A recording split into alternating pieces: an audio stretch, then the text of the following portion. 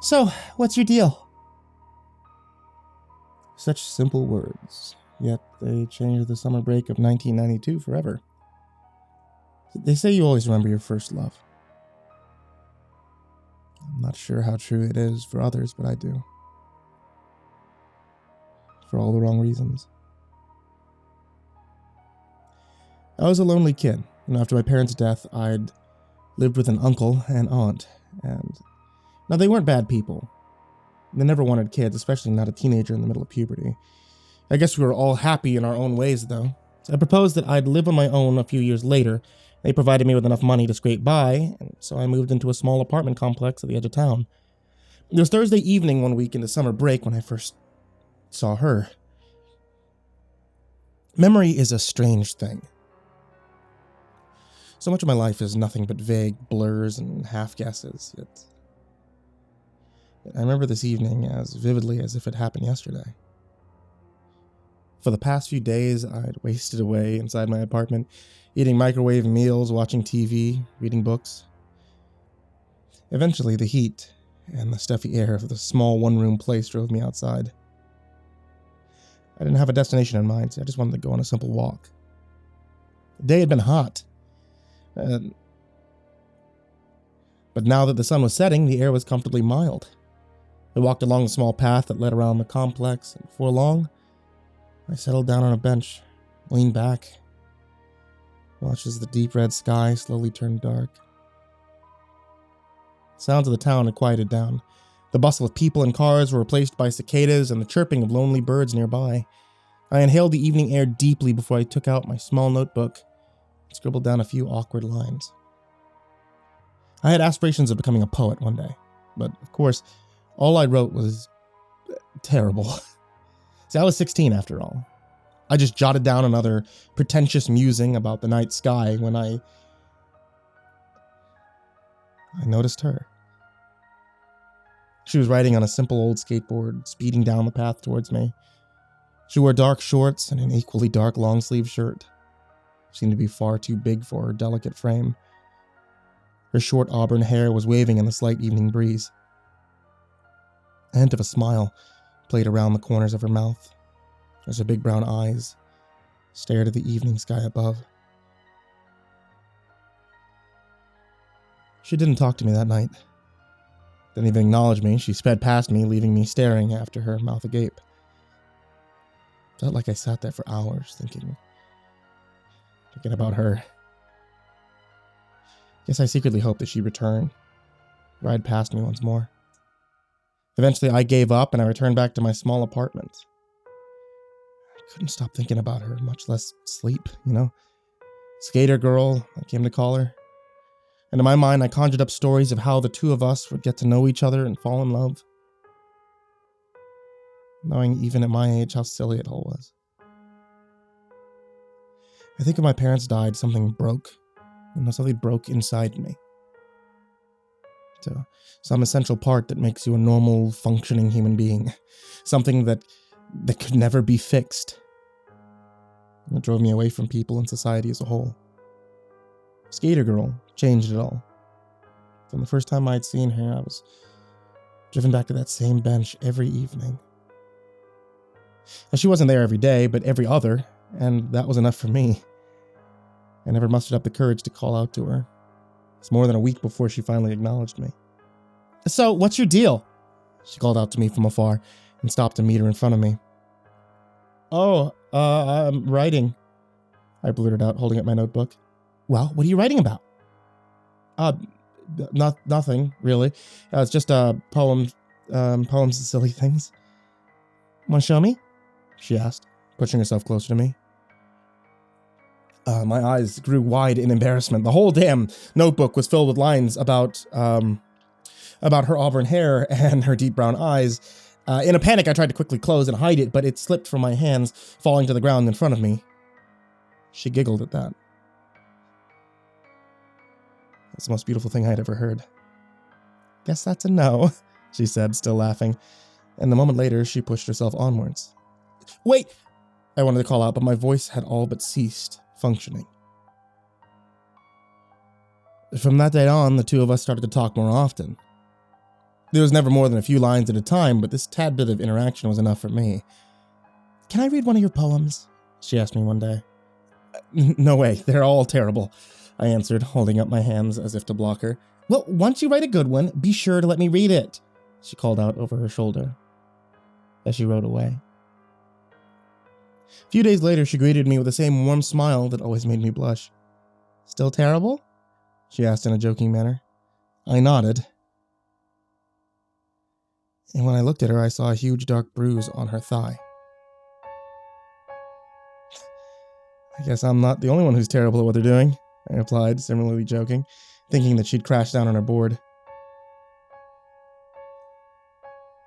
For a moment, she eyed me questioningly before she realized what I was looking at. She quickly put her hand over the bruise as if trying to hide it. There was a hint of something else on her usually happy face. She was quiet for a moment, staring off into the distance before she smiled at me again. "Seems like we have something in common then." These small interactions soon became the most important part of my lonely summer break. So nothing ever happened to the apartment complex. It was mostly populated by those forgotten by society, and a few more sinister figures. I'd returned from the library a few days later, borrowing a massive stack of books about poetry, when something actually did happen. There was a commotion in front of the complex. I hurried over to the group that had gathered and pushed myself to the front, a group of police officers dragging a cursing middle-aged man to their police car. I'd seen the man before, often lingering around the complex, his eyes wild and dangerous. The people around me talked and whispered to one another. Between the dozens of voices, I was only able to make out a few bits and pieces. Public disturbance, her again, domestic violence. Someone must have called the police, and the man seemed to be furious. He was furious, struggling against the grip of the officers and rambling on incoherently. For a moment, his hate-filled eyes wandered over the onlookers, and I almost cringed back when they came to rest on me. I caught the word bitch multiple times, but nothing more before they threw him into the back of the police car. I watched the whole ordeal, curious as I was, but a day after I'd already forgotten about it. It wasn't important. The important thing to me was spending time with Skater Girl.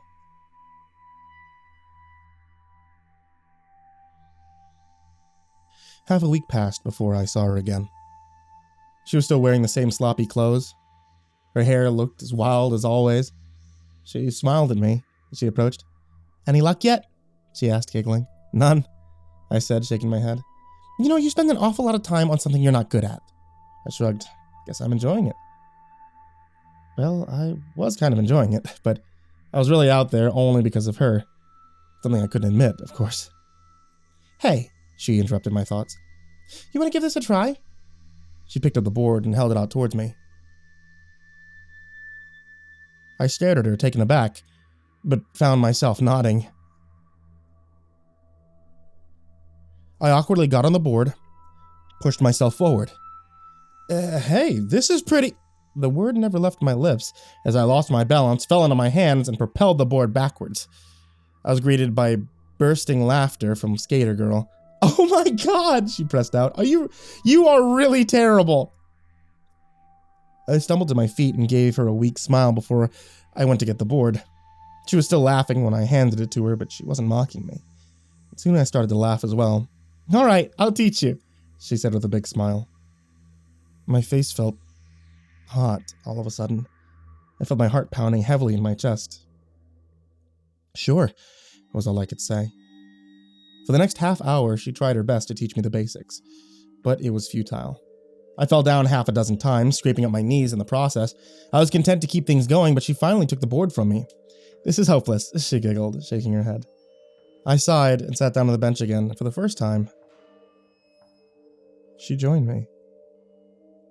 For a while, neither of us spoke. "Do you ever look up at the sky?" she suddenly asked. "Sure." "What do you... No, I mean, do you ever really look at the stars? Aren't they beautiful? You know?" She started in a quieter voice than usual.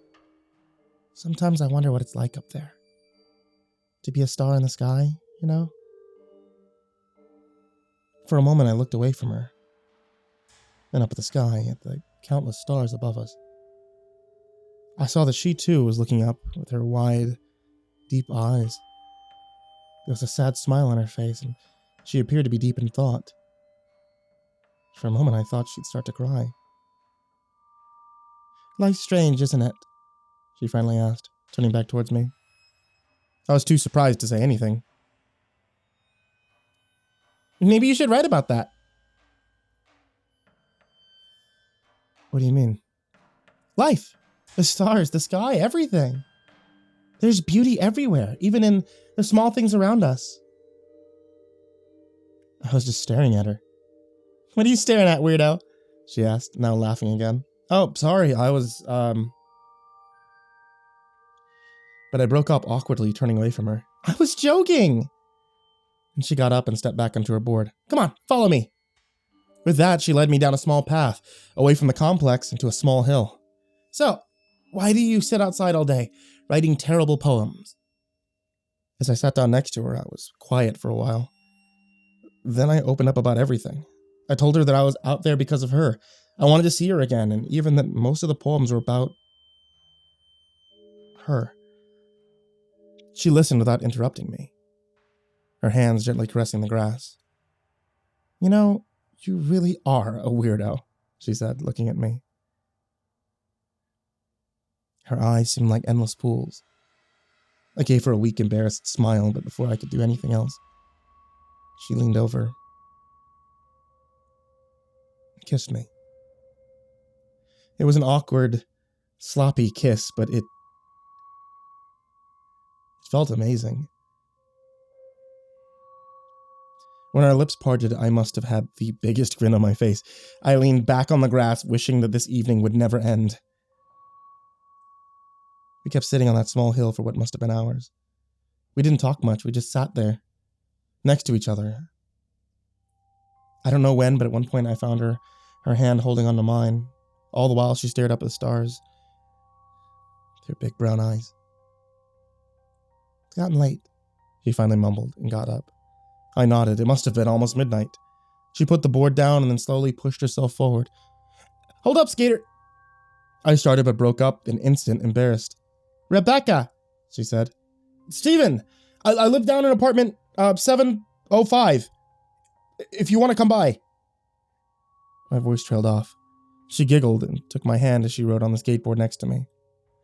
As we made our way around the complex, I found her holding onto my hand harder, almost clutching it. The smile had vanished from her face. It was replaced by worry and apprehension. "What's wrong?" I asked. But all she did was shake her head. "Life, I guess."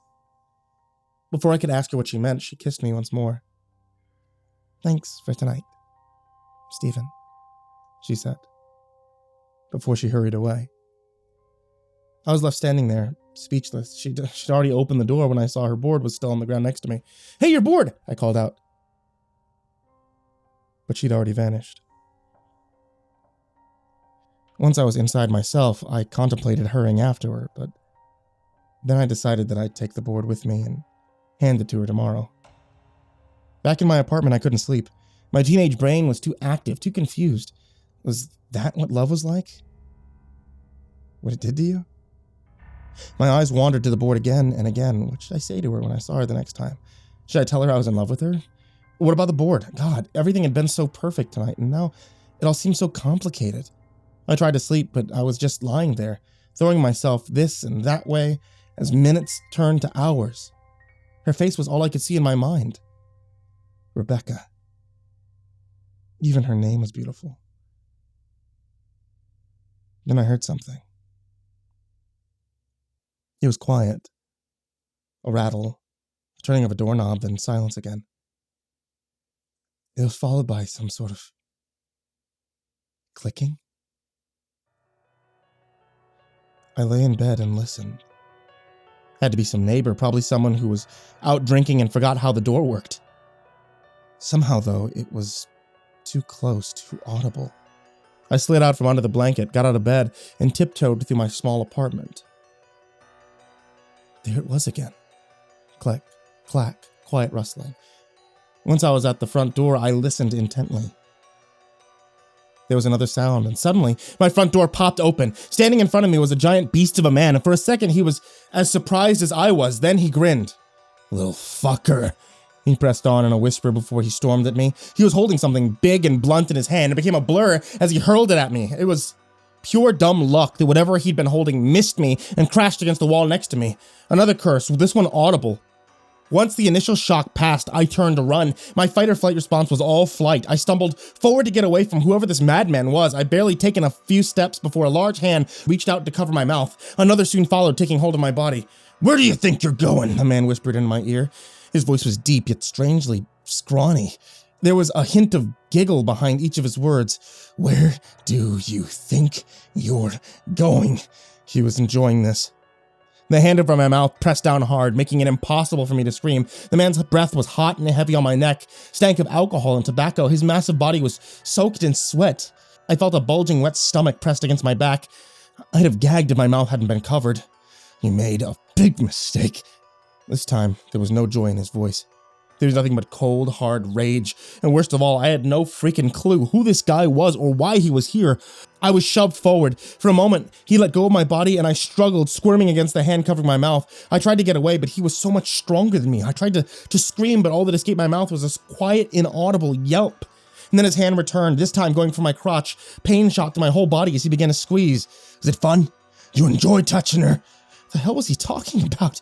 I shuffled to my feet, trying to press my legs together to get him off of me, but it was futile. "Shouldn't have done it. Shouldn't have. Oh, but you won't ever do it again." As his giant paw of a hand closed, I was nothing but pain and panic.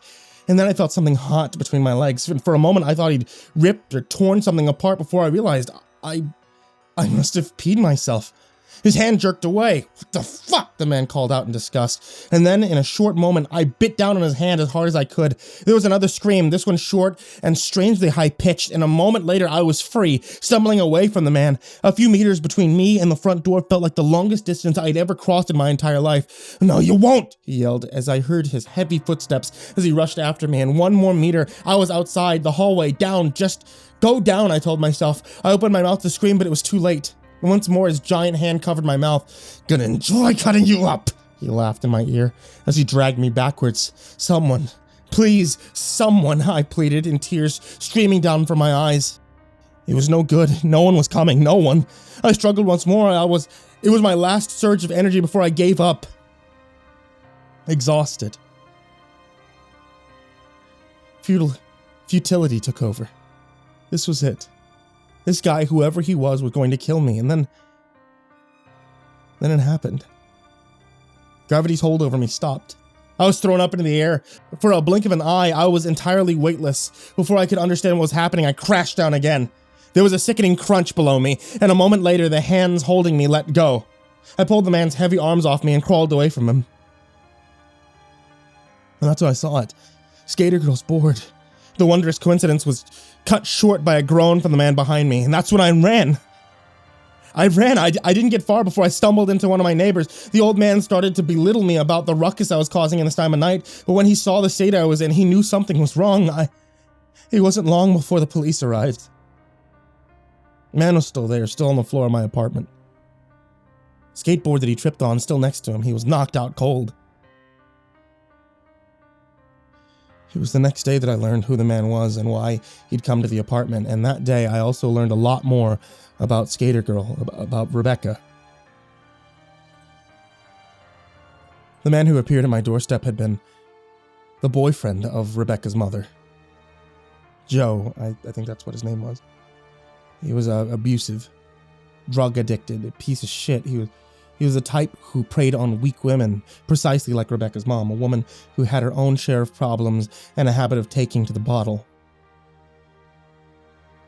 It had been too dark that night, but when I saw the picture, I knew that it was the guy who'd been taken in by the police half a week ago. Neighbors had called the police after yet another fight between him and Rebecca's mom. Scared as she was of him, she refused to give a statement, and eventually Joe was released, and once he was out, he wanted revenge. It didn't matter against whom. That night, he returned. He flipped out, and he murdered Rebecca's mother in cold blood. After that, he waited for Rebecca. And that's when he'd seen me with her, and that's why he came after me. Once he was done with Rebecca. I don't remember how I made it through the weeks and months following her death. Life was nothing but vague blurs, apathy, depression. It was later that the statement and rumors of neighbors painted a fuller picture for me. Joe had come after Rebecca's mother, but soon he'd been more interested in her teenage daughter. No one knew, of course, but many had their suspicions about what happened during those nights when her mom had passed out from drinking. Rebecca hadn't been the manic pixie dream girl I came to call Skater Girl. She wasn't a mysterious and dreamy girl. She'd been a troubled, torn, and abused soul. She was so at wonder with the outside world because her own was filled with nothing but terror. I still remember. I remember her eyes when she stared at the stars. I never realized it was desperation and hope that filled them. Those few words she said that night, what it would be like to be a star in the sky. The moment I knew everything, it was so obvious, and I realized how dumb and ignorant that I'd been. I never bothered to ask who Rebecca really was or what was going on in her mind. Instead, I'd made her into Skater Girl. Not a real person, but the cute, mysterious girl of my dreams. A girl who did nothing but ride her board in the evenings. Who wore ill-fitting, oversized clothes and stared into the night sky. I often wonder what must have happened that night, what Joe must have done to her before he came to me, and sometimes during those worst nights when the guilt eats away at me, I wonder what would have happened if I'd gone after her. If I decided to return her board then and there. It's been so long since then. Yet I still think about her. Skateboard, her skateboard, it's still with me. A memory of this lonely summer break of things that might have been and an endless number of regrets. I still sit outside during those mild summer nights. Just a lonely guy sitting on a bench in a park writing his poems. Oh, they're still terrible. Still rambling messes about life, the sky, the stars. And of course about auburn hair. With each passing year, though, I feel that they get a little less terrible. And I hope that one day I can finally get one of them right. After all those years, her words still ring in my ears as if it'd been yesterday. Well, once you write a good one, be sure to let me read it. Sure, Rebecca. I will.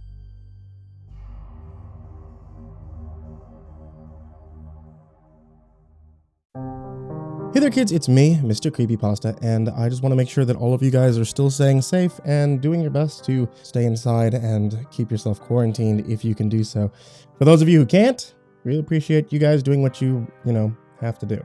So, all the best to all of you who are still working, and all the best to all of you who are forced to kind of stay home and are not able to work.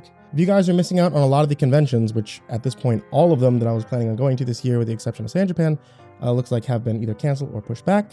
If you guys were looking forward to any of the conventions this year and are missing out on a lot of the artwork from some of your favorite authors or artists, take a look in the description down below. At least until the quarantine is over, you'll be able to find links to a bunch of my artist friends as well as authors in the description of every video. And of course, I will be bringing you guys stories every single day from now until the end of time, available here on YouTube as well as here on the podcast on Spotify, Apple, iTunes, and Google, and wherever else you can get podcasts. And now a very special thank you, big thank you, the biggest thank you I can possibly give to all of you who support on patreon.com/Mrcreepypasta, who help keep the lights on in my house. Patreons such as Jordan Alexander Sanchez, Ken Lando Higuchi, Brianna Van Tine-Janzen, Chompski, TheRedOakShieldVirus, Sindee Barney, G. Weevil 3, Diana Kraus, Stephen VanHuss, Tristain Pelton, Nico, TheGingerBroz, Dante Rowe, Raphael Rodriguez, Lastbladesong, Eliminator 86, Nebsky, SteampunkSinner, Kaleb Dougal, Daniel Poulsen, Sky Harbor, The Homeless Bird 93, Gabrielle Undefined, Barbie Carmen, Liam Newman, Aaron Stormcrow, Dr. Strawberry, Barbara Maceo, Thomas Burgett, Azazel Rotten, Let's Get Scared, S-Man, Brandy Hasanori, and King DDD. Thank you guys so much for supporting on Patreon, as well as all of you that are shown in the description down below. And sweet dreams, everyone.